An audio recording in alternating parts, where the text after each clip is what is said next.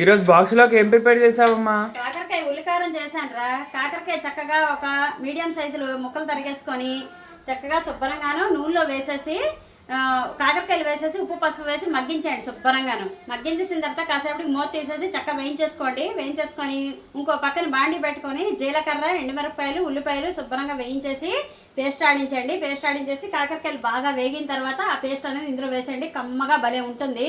అలాగే ఈరోజు మా వంటలు చూడండి.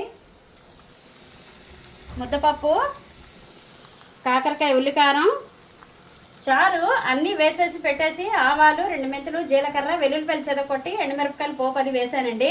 చాలా బాగుంటుందని. రెసిపీ కావాలంటే నాకు కామెంట్ చేయండి. అలాగే బెండకాయ పచ్చడి, చల్లని మీగడ పెరుగు, వేడి వేడి అన్నం. ఇదండి ఈరోజు మా ఇంట్లో వంటలు. నిన్న మన సబ్స్క్రైబర్లో ఒకరు నేను టమాటా పప్పు నేను పోపులో వేసుకుంటే చాలా బాగుంటుంది అంటే నాకు తెలుసండి అని పెట్టారు. నాకు తెలుసు అని చెప్పి పెట్టారు. మీకు తెలియదని నేను చెప్పట్లేదండి. కుకింగ్ చేస్తున్నానని నేను చెప్పాను టేస్ట్ బాగుంటుందని. అంతేగాని మీకు తెలియదని నేను చెప్పట్లేదు. తెలిసిన వాళ్ళు చేసుకోండి, తెలియని వాళ్ళకి నేను చెప్పాను అనమాట.